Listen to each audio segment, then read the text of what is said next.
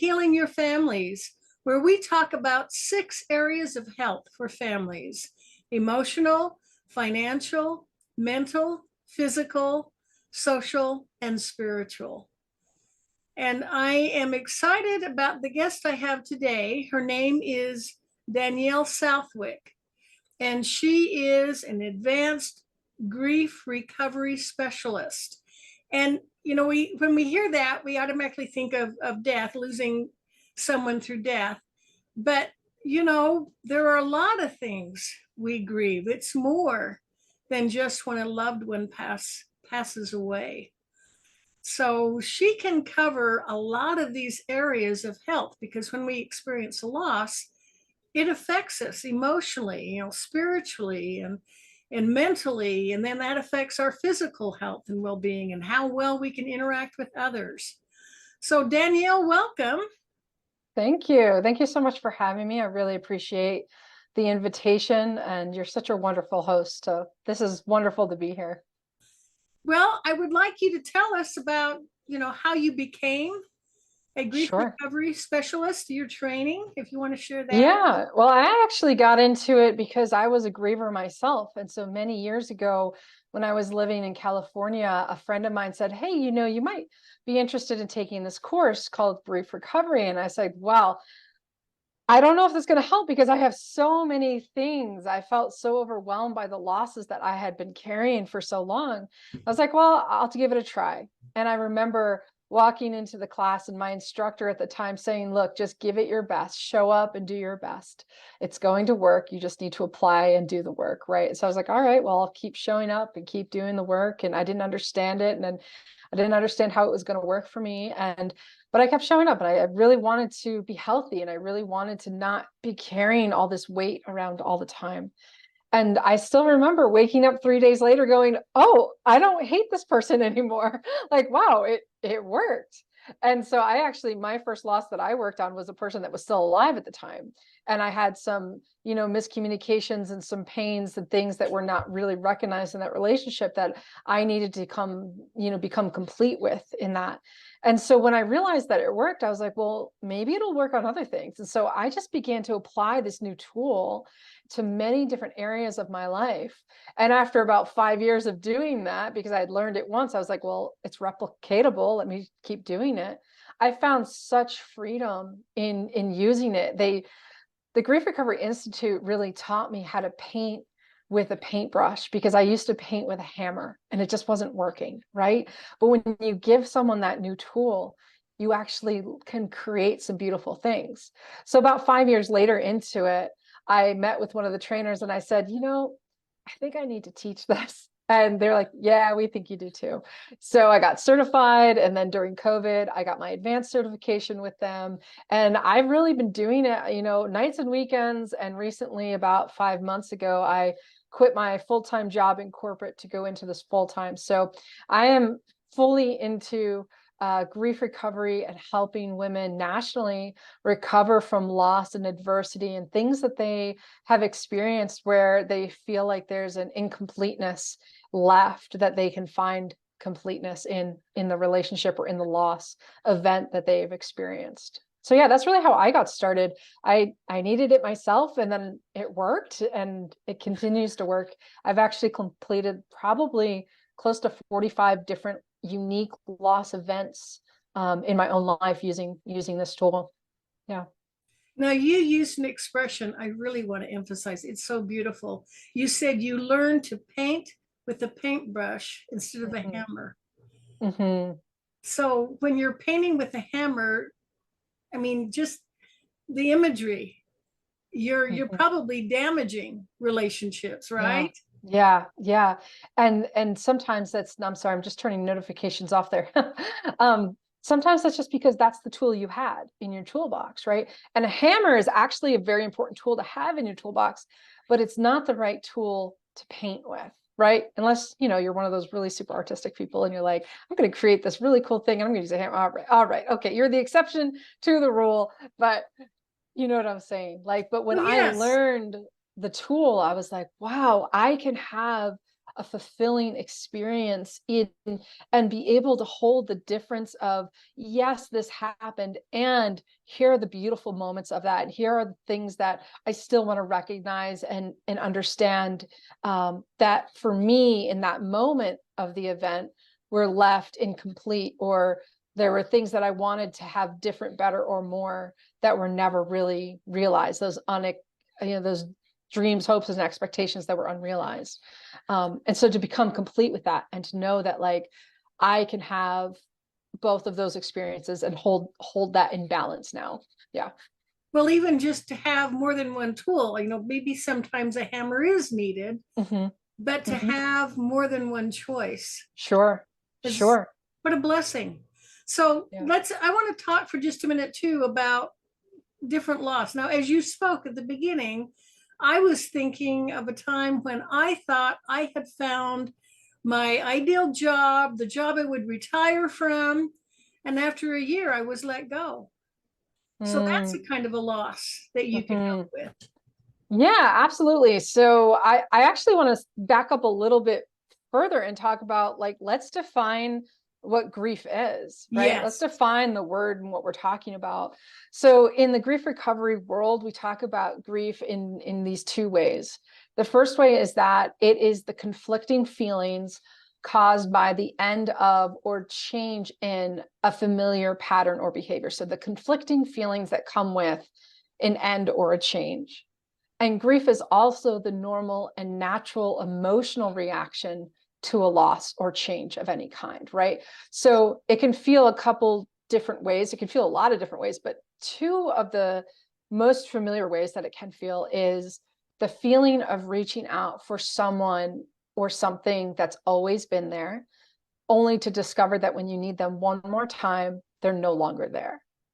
Now, you and I know, right, and most of your listeners probably know that not every relationship is 100% butterflies and sunshine, right? So sometimes it can feel like this: the feeling of reaching out for someone or something who's never been there, only to discover that when you need them one more time, they are still no longer there, right? So when we put into the context that grief is a change or an end of something familiar in your life, this applies to many different areas of life, not just death, not just divorce, not just broken relationships. There are three kind of main areas: tangible things, intangible things, and disenfranchised events that we can have. And so, like you said, tangible losses like death, divorce, right, a romantic breakup, but also employment, changes of employment, marriage, moving, graduating, someone going to prison. Like those are major life changes that need to be recognized as a loss. And why do I mention marriage and moving? Because marriage is like a beautiful thing that can happen in someone's life, right? But sometimes you're losing your last name. You're losing how you relate to your family members, right? You might not be spending the holidays the same way anymore. You might be making new traditions with your new family, right? You might be missing out on some friendships because you had all this time and capacity to hang out with them and be with them. But now you have a spouse or a significant other who you need to dedicate that time towards. So all of these life changes come with, even those positive changes of like a promotion or something like that, come with a loss attached to it that needs to be recognized and just honoring those losses. And then some of the intangible ones, right? Loss of safety, loss of trust, loss of identity. This can happen with refugees: a loss of language, right? A loss of culture or tradition. Physical health, a loss of independence, where maybe you were super into the gym and working out and all this stuff, and all of a sudden you've had some sort of accident, and now you've had this loss of independence in your physical body. You need to ask for help a lot more often for things that used to be easy for you.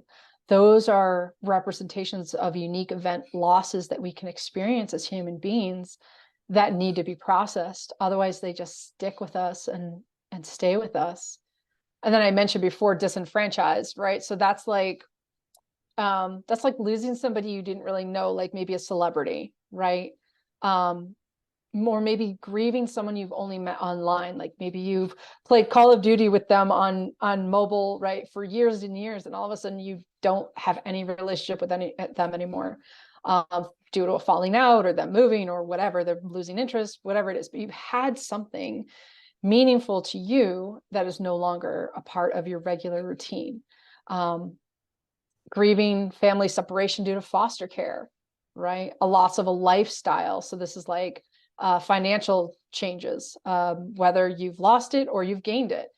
Those all come with different emotional life events that need to be recognized and grieved and processed, because we carry it with us. All grief is cumulative, and it's cumulative negatively. So the things that have happened to you from your origin, your family of origin up until now, right? I've given like lots of different examples of categories and things. You might resonate with some of them, right? You carry those with you until you deal with them. I talk about it in terms of like baggage. Everyone has baggage. You just got to figure out if it's checked or carry on, right? Oh, And so I like my goal that. is to like check as much as you can, and you can, you know where it is, you can go to it, you've got, okay, like, got it, I know what to deal with and I know how to deal with it, but it's an organized, it's in the closet. I've dealt with those things, right? I don't need to carry them with me. And for me, I was like, I just got to be strong for others. Like I need to carry it all with me and pretend that I'm fine all the time.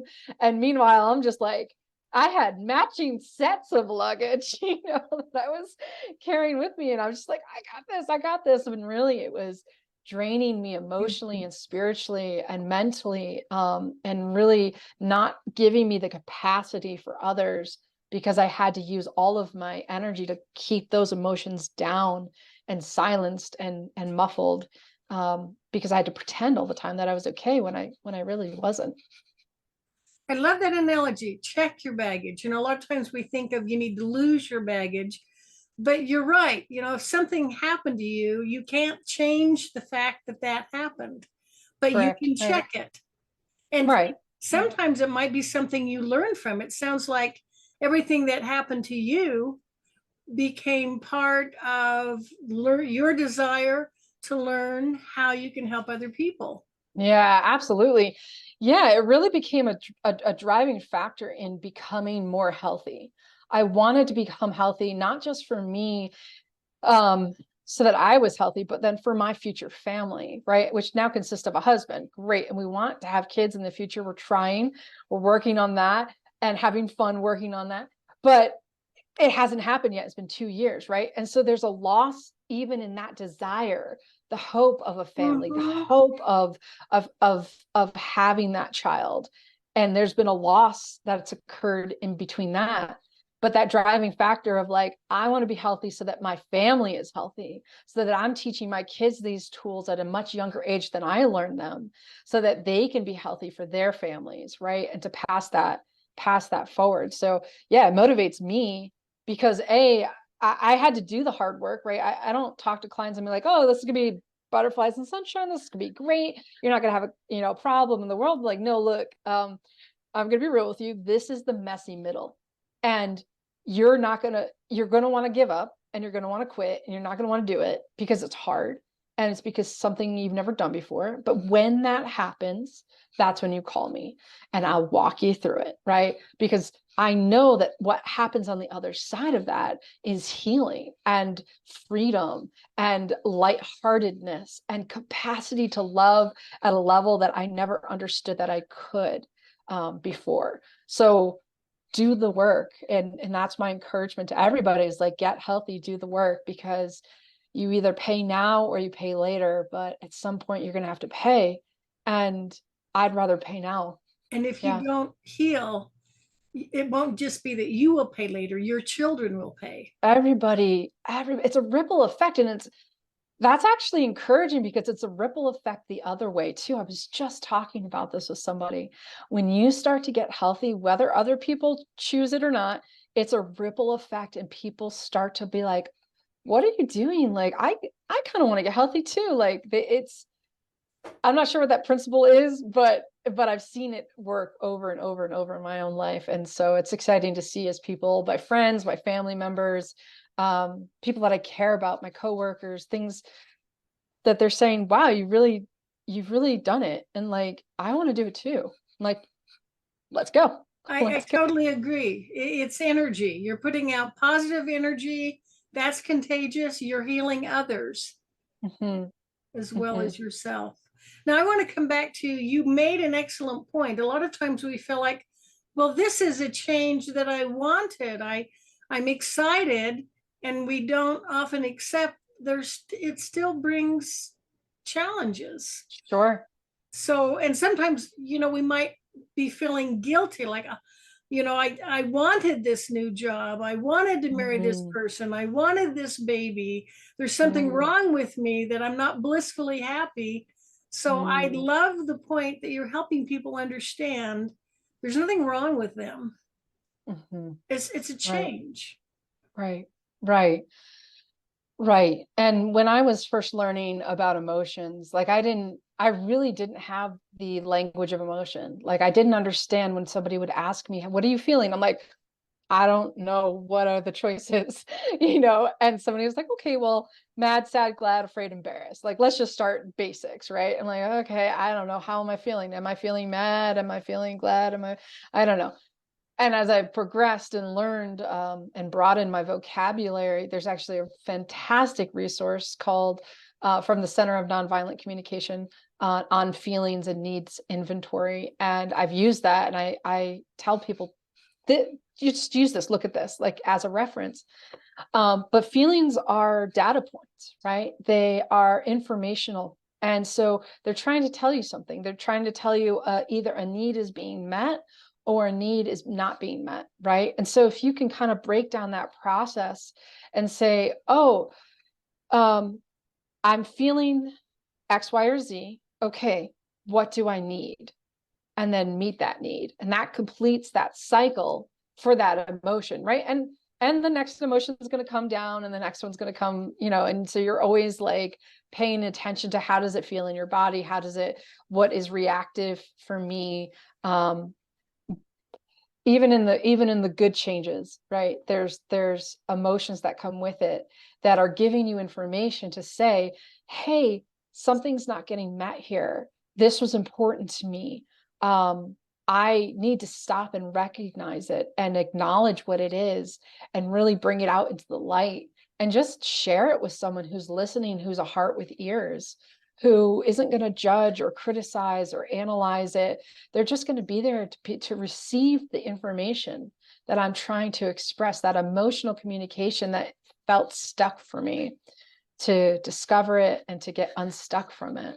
It's a practice. It's not something that you learn overnight, and it's not something you get perfect every time. It's something that you continue to practice. And even after 8+ years of doing this work, I still practice it, right? I still actively use it in my day to day. It gets a little bit easier because I'm like, oh, my vocabulary has extended. I know a little bit more about myself and why I do the things I do, and where that stems from. Okay, I've healed those parts. Okay, what can I do now? But I actually made a big change in my own life. I used to work in the corporate world, and I, left corporate, and that was a big decision because that was like stability and, just all the things, 7 years of giving my time and attention and talent towards this one company that I was helping to build. And it just came to a point where the door was closed, and it was like, okay, now what? I don't know. And I had to wrestle with my own identity of work, my own identity within, who am I without work? Who am I without this consistency? Now that this is gone in my life, what does that mean for me? And so I had to wrestle with those like limiting belief systems and those loss areas, right, of identity, which is a very intangible thing.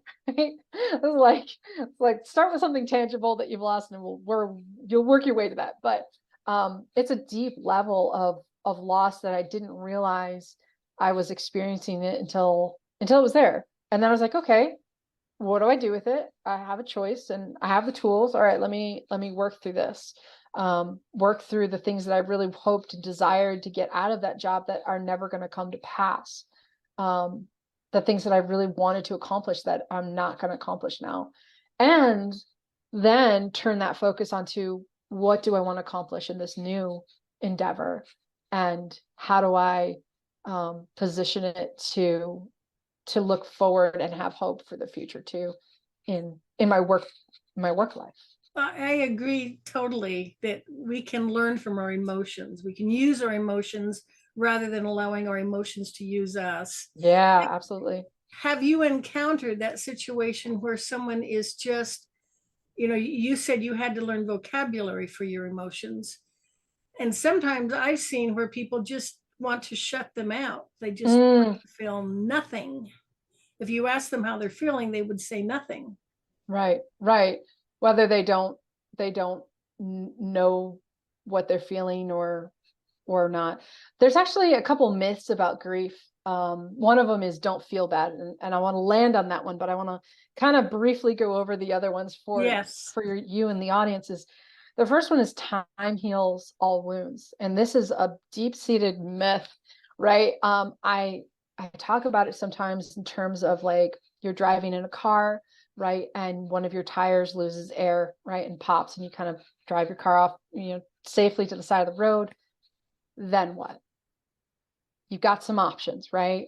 You can get out and fix the tire if you have the tools, right? And you can do that. You can call a friend, or maybe call a coach or AAA, or like some, business that can come do that for you. You can also sit in the car and do nothing. Like those are all viable options, right? But in all of those scenarios, what happens with time? Time continues to move forward. So it's what you do in that time that actually makes a difference. So whether you've been carrying a wound from long, long ago, right, or yesterday, it's what you do within the time that you have that's going to infect a change on that wound, whether to make it worse, to stuff it down, to not feel it, to ignore it, to pretend that it's not there, right?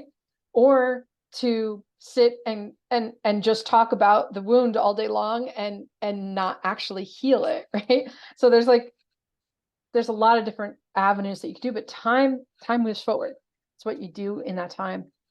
The next one Is is golden right there. Just knowing it doesn't just go away. That's huge. no, Okay. it The sticks with next. you. It sticks with you, and because it's cumulative and cumulative negatively, it starts to affect you physically.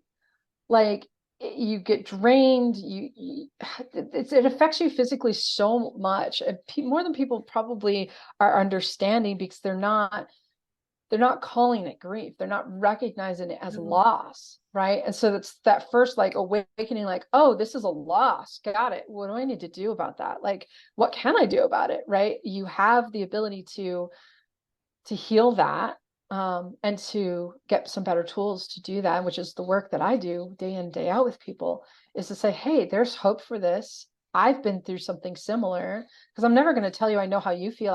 I don't know how you feel.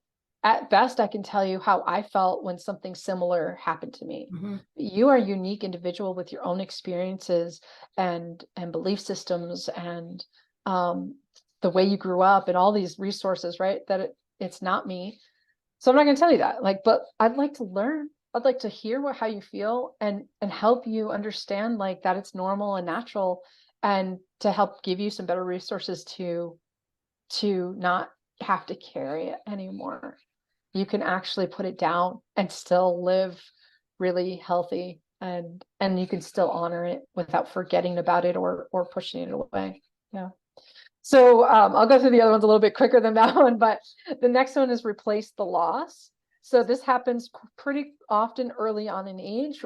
Maybe as a kid, you lost your favorite toy, or maybe a pet has died, and your parents are like, don't worry, we'll get you a new one tomorrow.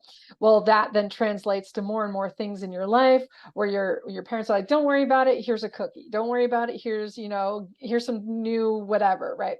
And then you get into your romantic dating life and you break up with somebody and you're like, oh, well, don't worry, I'm just going to get a new person. And then I'm going to get a new thing. And then I'm going to get a new this and a new that. You're always replacing instead of slowing it down in order to feel it and to actually heal the loss first before moving forward. The next one is grieve alone. This was a big one that was shown in my family of origin, where you always had to pretend you were happy all the time, and you couldn't actually express sadness, because when people were sad, they would go into a room, they would shut the door, and they would be alone, right? So it was like, not directly, but indirectly shown that like grieve alone. Like you can have your sad feelings, but have them over there, right? Yes. Be strong is the next one. Be strong, or be strong for others, where you just have to like shoulder it, buckle up, big, real men don't cry, all of that language is so detrimental. It's so detrimental. We're human beings. Human beings sometimes cry. Done. That's it. And keep busy, right? I was a master at this because I didn't want to feel. So I had to keep myself busy in order to not feel. And really, those are encompassing those don't feel bads. That's one of the 6 myths, that don't feel bad. And so the problem with don't feel bad, right? Don't feel bad, you'll get over it soon. I don't know if you've ever heard any of these or something similar, right? Don't feel bad. There's plenty of fish in the sea. Everything happens for a reason. You can always Yes. start over, right? I have like 7 pages of that, right? But the problem with don't feel bad is that don't feel bad becomes don't feel. And that only works for a short amount of time. By short, I mean for 10 years, I abused drugs and alcohol trying not to feel bad, right? But when you mute your emotions, you mute all of them. You can't just pick and choose. I'm going to mute the bad ones. I'm going to lower the bad ones and feel better on the good ones, right? You mute all of it and you're missing out on so much. And even though I was a straight A student and doing really well in my career and working out in Hollywood and working for major networks and doing like professionally, it looked good, right? On the outside. Internally, I was falling apart and I was suicidal and I was not doing well because I didn't have the tools to say it's okay to feel, right? And so don't feel bad becomes don't feel, and you start to use things and like keeping busy and then drugs and alcohol or fantasy and TV or binging Netflix for 6 hours, right? Or any of the things that we do to just try not to feel. But the problem is that that becomes don't, where you become hopeless because you're stuck in that. You have to keep doing it and keep doing it more to maintain that same level of don't feel and that numbness. So some of that signs for me and some of the like the normal signs of like, okay, how do I know if I'm grieving, right? Where does that show up for me, right? Some of those signs are depression, or you might be feeling a little out of the moment, like you're there, but you're not really present, right? Lack of energy, overreactions, right? You might stub your toe, but it's a level 3, but really it's like a level 100 for you, right? You're like, whoa, what just happened? Like that was not that okay. Prickly or on edge. You're just like, just everything's bugging you, right? Isolation, if you're really finding yourself isolating from friends and family and not participating in the normal activities of life. Unwanted behavior patterns, right? Health issues. Those are all really good indicators that there's probably some area of your life that has some grief, some unresolved communication, something that you wish was different, better, or more that's like conflicting, some conflicting emotions, and that internalizes, right? If you don't get it up and out, you just push it down over and over and over again. And that's where it starts to cause major problems for you physically and emotionally and relationally with your friends and your family, because you're just stuck. You're stuck in all of that, right? Yes. It leads to like reduced concentration and a sense of numbness and disrupted sleep patterns, right? Changed eating habits, or like this roller coaster of energy all the time for you, where I'm good, I'm good, I'm good. No, I'm not good. I'm not good. Like, okay, I'm all right. I think I got it. Oh my God, the world's falling apart. I liken it to like you're trying to ride out the wave, and some people are like sucked under the water, and they're like trying to constantly get their head above water, and some people are like in a speedboat racing across the water, not feeling anything, right? But like the ideal situation to be like in those nice little floaties where you're kind of like chilling, your legs are in the water, maybe your hands are in the water, you maybe got your favorite drink, but you're riding out the waves, but it's not drowning you, and you're not like just completely escaping the feeling either, right? You're actually riding it out and able to like be playful and have fun with it and enjoy life in that moment. Well, you've explained so thoroughly what it's like when you don't have these resolved, and of course, what it's like when you do. So, if anyone relates to how you described, those stuck emotions, what they're like, then how can they contact you? What's the best way, and how do you help them? Sure. Yeah. Okay. The best way to explain this is like imagine that your life is a garden, and every relationship that you've ever had is a garden bed, right? And so you want that garden to be the most healthy garden that you've ever experienced. But some of those garden beds are like unattended to, right? And they're like a little scary to go near because they've been so neglected, right? Maybe the fences are some broken down, right? Those are the boundaries. Maybe there's been some animals that have trampled through. Those are the intruders, right? That weren't really supposed to be in that relationship, and they've kind of stampled the ground, right? And then you've got, the infection or the weeds, right? That unforgiveness that has been cropped up. Well, the thing is that every garden bed is connected by the soil. So if your soil is unhealthy because you've been neglecting some of those, your entire garden is going to be unhealthy. So what I do is I come in as a master gardener, as the advanced grief recovery specialist, and I come in with those new tools and I say, hey, let's go tackle one of these together. Let me show you how to pull up those weeds. Let's clear up those fences and make them strong again, right? Let's make this a beautiful space where you can hold that balance of this is true and this is true about this relationship, so that you're not carrying it with you anymore, right? Let's kick out those intruders that don't belong there anymore. Those limiting belief systems, those things that like are not serving the relationship anymore. And let's become healthy together. So I work with people one-to-one in grief coaching, and that's the work that I do with them. I show them, we do some discovery work, but then I leave those tools behind for them so that they can go to each and every other garden bed and do that same work that I've applied to my own life. So So the how do they yeah, the contact you? best way is daniellesouthwick.com, and they can reach out to me there and book a free consultation call. And let's just explore where you're at, what you're dealing with, what you'd like to work on, and maybe we'll discover it together. Maybe you're coming into it saying, I think it's this, but maybe it's this, or maybe it's that. All right, let's figure it out together. Yep, daniellesouthwick.com. And you have some free resources on that website? Yes, I do.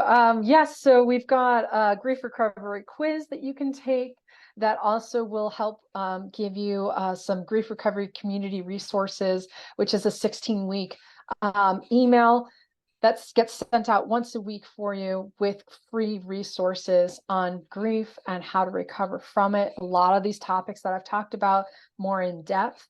And you can just kind of take a little look, take a look, see where you're at, get a little evaluation, be honest with yourself. Like, am I grieving? I don't know. Maybe you are. Maybe there's something in your life that that you haven't considered before that you're considering for the first time. You're like, oh, okay, maybe this is grief. This is really what I've been dealing with. And you will help them check their baggage and Yes, ma'am. revive their garden. Yes, ma'am. I love your imagery, your word imagery. It's just Oh, thank you. Thank you. Yeah, the Grief Recovery Institute's been amazing. They've helped me so much, and that's really my goal, is to just pass it forward and help other people become more healthy. So I really am looking for those people who are ready to do the work. And it's not easy, but they don't have to do it alone.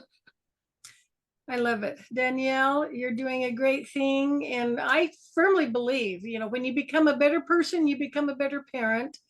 And it's like the airlines tell us we need to put our own oxygen mask on Hmm. first. We can't teach our children to be confident if we're not feeling confident. And the sooner, and I loved what you said, the sooner we can teach them how to be an emotionally healthy person, the easier their life will be. Yeah. Yeah. Well, I'm looking forward to that. Hopefully someday soon. Yes. Yes. I love your attitude. It's wonderful. Thank you so Thank much you. for joining us. And for my viewers, join us again next week at the same time. Let's make the world a better place by strengthening families. This is Emmylou Penrod with HealingYourFamilies.com.